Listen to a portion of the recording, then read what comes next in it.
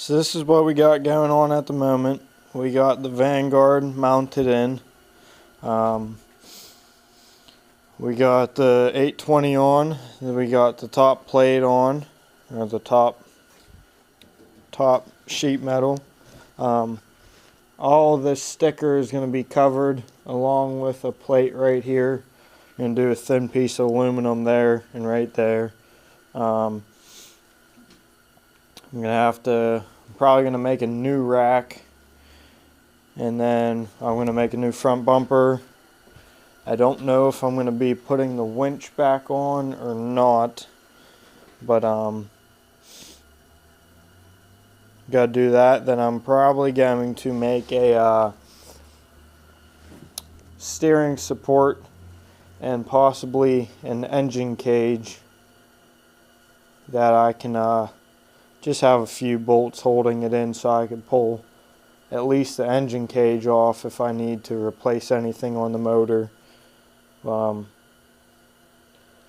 then I'm going to have to figure out brakes for this. I'm thinking about doing,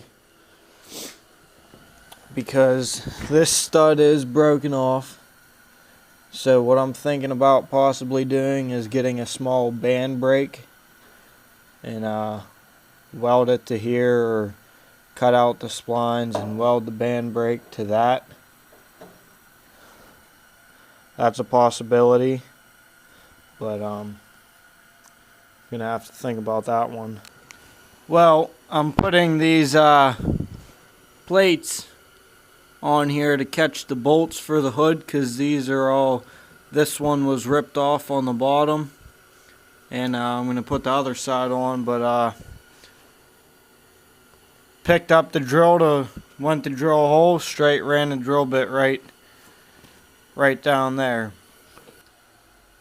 I got my clutch here. What I did was, you can see I welded this piece in here. The clutch was bent down at a slight angle, so I decided to put that piece in there after I straightened it out.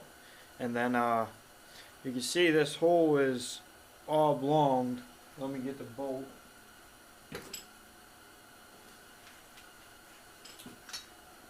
This bolt has the recess on it for the hole in here. Well, what I went ahead and did was get some skateboard bearings, 2 of them, got a piece of pipe that the skateboard bearings fit into, cut it just flush enough so that way no more slop in the clutch.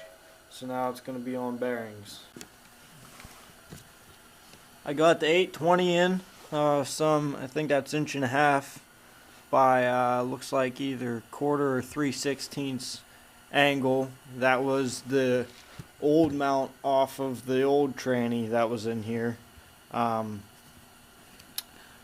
I adapted it to work with the 820, drilled 2 holes because it only had 1, and then I went ahead and made one over there. I did not have the same stuff, so I made it out of 2x2x1/4. Alright guys, well, I don't know if you've watched my previous video. I believe it was a video before me testing the 4-wheel drive. It was us messing around on the mowers, and we were jumping them, and the one jump I did, my hood came flying off. That whole day, not the whole day, but that whole jumping time, the original gas tank sat here, and the gas cap was up here and goes through the hood, comes over, and there's a hole in the hood.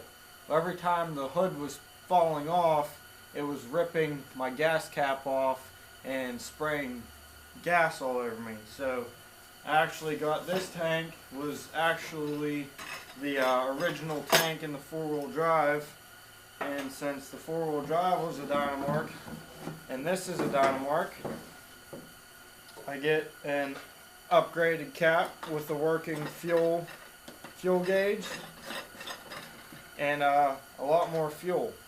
So bigger tank, solves my leaky and quick release gas cap.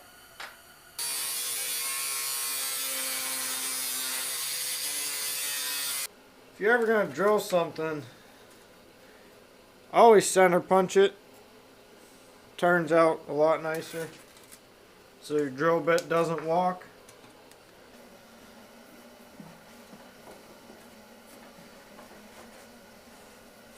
You know what?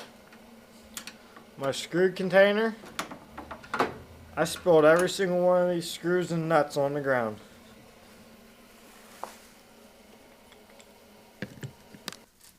Hey guys, Red02 here. We're going to work on a Dynamark. Got new front shoes and got new back shoes. We're going to work on the new front bumper. These are the old angles that were bolted up like that, and then you had the winch here. Well, I'm going to get rid of the winch, and I'm going to go from my square front bumper that I used to have, and I'm going to put a round tube bumper. So let's get at it. Alright guys, nights like this I hate. I'm tired, it's cold out, my mind's scattered. It took me about 20 to 30 minutes just to find the bolts to bolt on these angle pieces. I cut them shorter, which I think I cut them too short, and I cut up this round pipe that I was going to use for the bumper, but I don't know. I think with the tractor itself being more of a squared off edge, maybe a piece of 1x2 would look better. And I don't know if I should keep the bumper spaced out here or closer up in.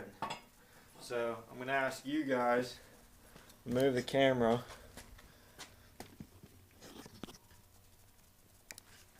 Do you think I should use the round tubing up closer to the grill, or maybe out here a couple inches away?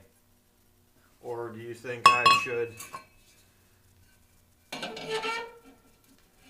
use the rectangle tubing up close, or if I should do that farther away?